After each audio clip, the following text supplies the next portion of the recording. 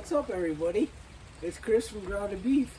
I'm on the new set of the Grounded Beef production. Check this out. There's a roof here. I got a chair on the deck. It's raining out, and I thought I would take a break before I get started because it's supposed to stop raining here shortly. But check this stuff out. Sorry. It's coming together. I would have finished the roof, but they sent us some bad material. It had a hole in it, so I have to order a couple more sheets and return those. But I watched a video today, and I just wanted to touch on. It inspired me to do this. Stress is bad. I mean, we all know that, but it's not good if you hold it in. And, as a dad and a husband and a son, I don't like to show that. I do get emotional, like when I go to my daughter's dance classes and stuff, I'll tear up. I ain't afraid to admit that, but as far as stress goes, I just wanted to share that, don't hold that stuff in, man. Like, there's people out there, I know it adds more stress to go find them, but there's people out there that you can talk to, and, we were almost losing the farm. Like, I just went out and started talking to people. Like, hey, we're going to lose the farm. Like, what, is there things out there to help us? And there wasn't, but 2 years in a row I got shingles, and I'm 52 now. Only my hairdresser knows that age, so you should consider yourself privileged that I just told you my age. But when I was 3 or 4 years ago, I was doing the neighbor's hay, and they have horses, and we had a mutual agreement that I would do their hay, and I would get whatever hay was left over. And I know a thing or two about doing hay, and I've been doing this most of my life, since I was little. And they're horse people. I'm not knocking horse people. I'm just saying that they get very emotional when it comes to hay season. So they see people cutting hay, and they're chopping the hay. They're not baling it, because they'll cut hay in May up here, and they'll just chop it, but it's almost too wet to bale. So so for 3 or 4 years they would call me up in the middle of May and say the fields are ready. I'm like, yeah, I'm not ready. And I didn't have the equipment ready, and with us not having a lot of money and certain things, I had to stretch a dollar, and part of which was waiting to get the equipment fixed to do their hay and my hay, and and then I'd get going and the tractor would break, or I'm farming on a budget, so it's not like I have a whole lot of money like the big guys. I take a bunch of loans, and we had a bunch of debt, which we've gotten out of. That's probably for another video. But with that, and we were going camping because my family wanted to go camping, and I wanted my kids to experience camping. So with the stress of the neighbor calling me all the time every week to cut their hay, and then stuff would break, and then you got Memorial Day in there at the end of May that my family would go camping, and I had the farmers markets where I was selling meat, and I was just trying to hustle, trying to get ahead, and we didn't have money, and I mean, we still don't have a ton of money, but I've changed my life is what I'm getting at. So that those 2 years in a row, my daughters were in dance recitals, and I was trying to balance everything, and I wanted to be a dad first, which I was. Like, I pretty much have been to everything that they've had. I put the farm on the back burner. I put my family, then my job, then the farm, all kind of right up there at the top. And you try to be a husband, you try to be a father, you try to start businesses, you try to, be that guy, and it's hard. And 2 years in a row, I got shingles, and the first year was really bad. It hurt under my arm, and I remember sitting at their dance recital in agony because it hurt so bad, because I had to sit there. I couldn't lift my arm up, like it was all up under my armpit, and it hurt. And I have I would think pretty high tolerance of pain, but it hurt. And then then after the dance recital, I had to was crawling around under the equipment, trying to get the hay equipment all ready and everything, because they were up my butt. And fast forward to the next year, same thing. I told them, like, listen, this isn't how this works. The lady is in her 70s. Like, she knows. She's been farming her whole life. She knows how this works.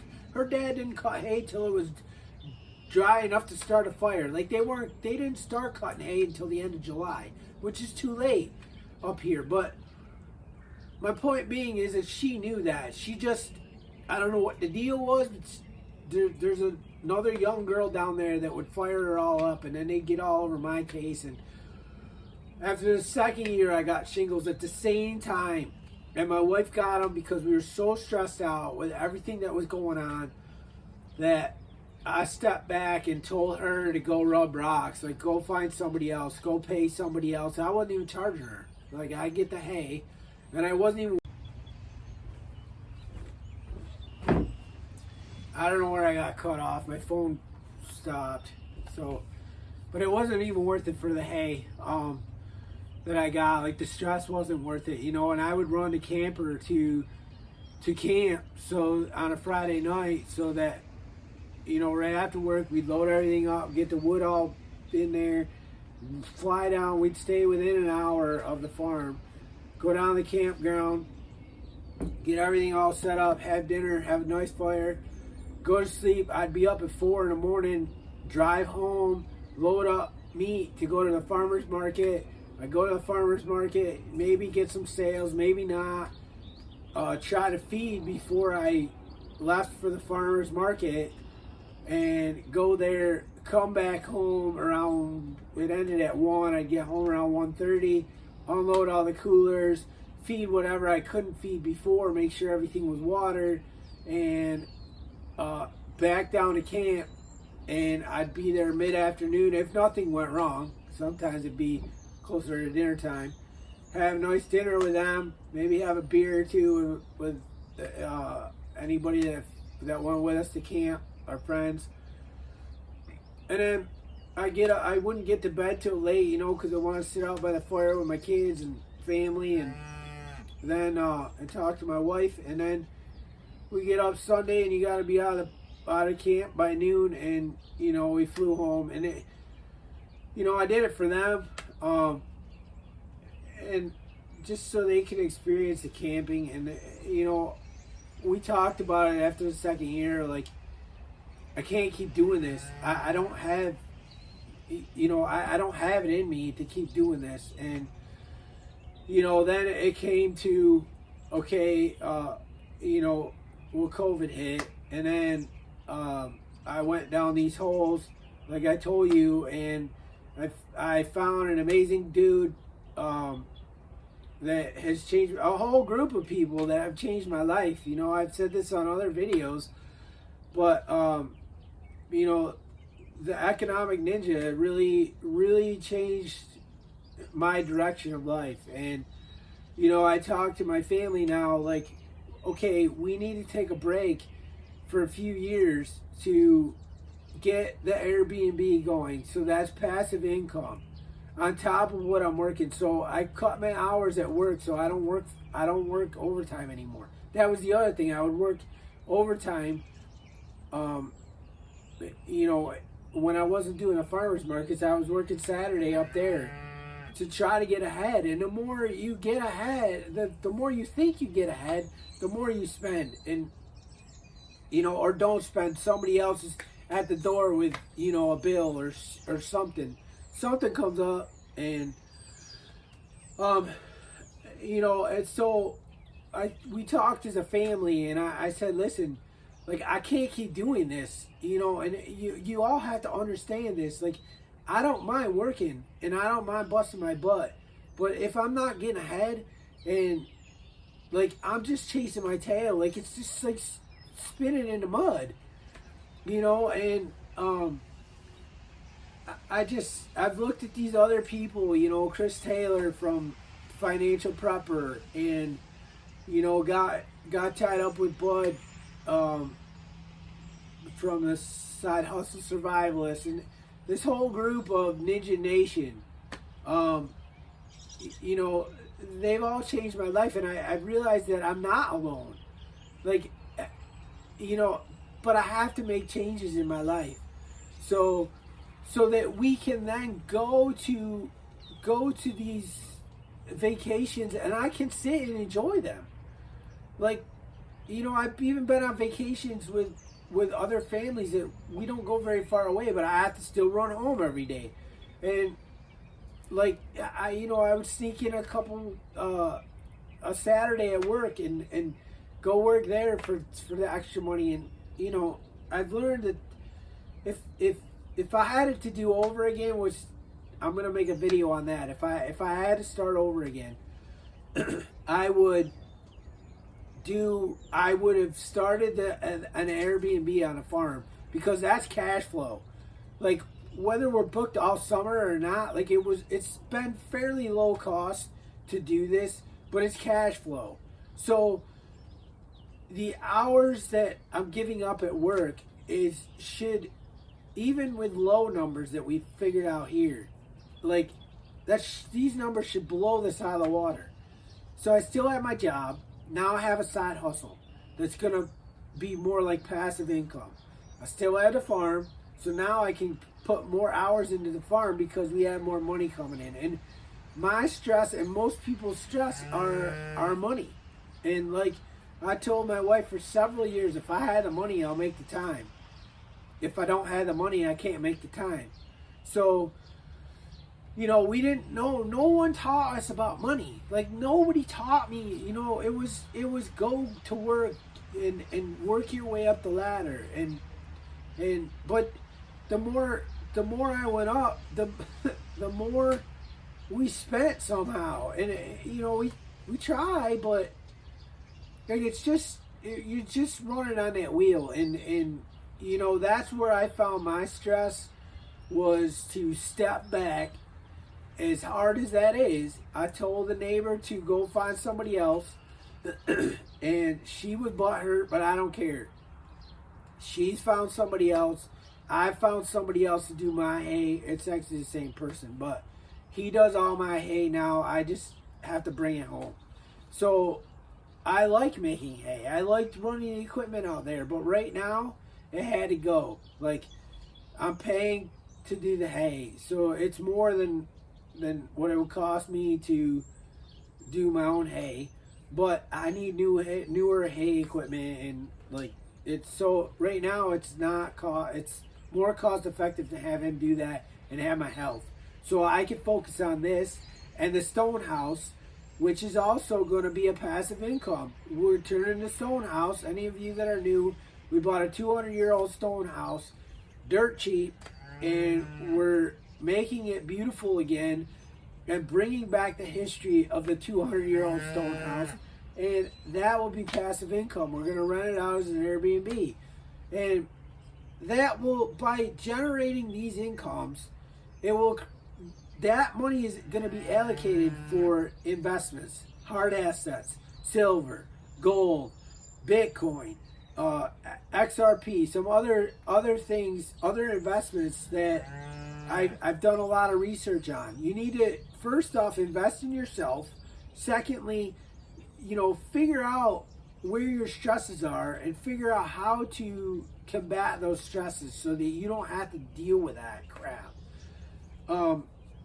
You know, I as farmers, like, it's really stressful and you feel alone, and I want to change that. And maybe it's just one farmer that I can help, but I really want to change that. Like, I want to get, you know, here situated where, you know, I'm not part of the problem, so then I can go help somebody else, or hopefully multiple people, multiple farms, to teach them how to do this. Like, if I could start over, it would be with the Airbnb and other things with the cows. I mean, I grew up here, so I had the cows. So, you know, I would have started this years ago, but I was afraid, and I was told that won't work. You know, why would you do that? Like, that's what if somebody burns the thing down, or what if somebody steals your stuff out of your truck? What if it works? Did you ever think of that? Like, what if it works? You know, and you're gonna have failures. I've already had failures, and I haven't even started it yet. But like, you pivot and you keep going. You keep trying. Like, just because I had failures doesn't mean that I didn't learn anything. I learned a lot. But now I can take that with me moving forward. Like, I've learned so much by building this. You know, like I've become pretty good at learning all the trades. And, you know, it saved us a lot of money, especially at the stone house. So I know this is long, and I'm sorry, not sorry, but hopefully you made it to the end. If you did, like and subscribe. I really just want to help people, man. Like, I really, in my gut, in my heart, I want to help people. I don't want anybody to go through the stresses that we've gone through, financially, marriage. Not really. I mean, we're pretty solid. There's been some ups and downs, but nothing like, oh, you know, we're getting divorced. Like, nothing like that. It's just, you know, I'm a dude, and I'm a simple dude, and, you know, she has to straighten me out sometimes. Whatever. You know, that's who I am. We all need that every once in a while. You know, and being there for my kids, and people telling me that, well, you can't do that. Like, it's good hay weather. You got to make hay when the sun shines. I know that, but I got to spend time with my kids because they ain't going to be that little forever. Like, I'll figure out the hay issue. So, that's what I'm saying. I hope this resonates with somebody. You know, just know that you're not alone. You're not alone. You can do this. I want to be a cheerleader. Also, like, I want to encourage people, because I never had that either. So I just, you know, I just want to encourage people. You can do what you set out to do. And I know, like I said, you could be alone, feel alone as a farmer, but, like, try to start other things that will bring you passive income, and then invest in stuff so that you don't have those bills hanging over you and the stresses of farm life. So I hope that helps. With that, I'm out of here. It stopped raining. I'm gonna go build the redneck pool, and I'll give you a quick tour on the way out. Get to know a farmer.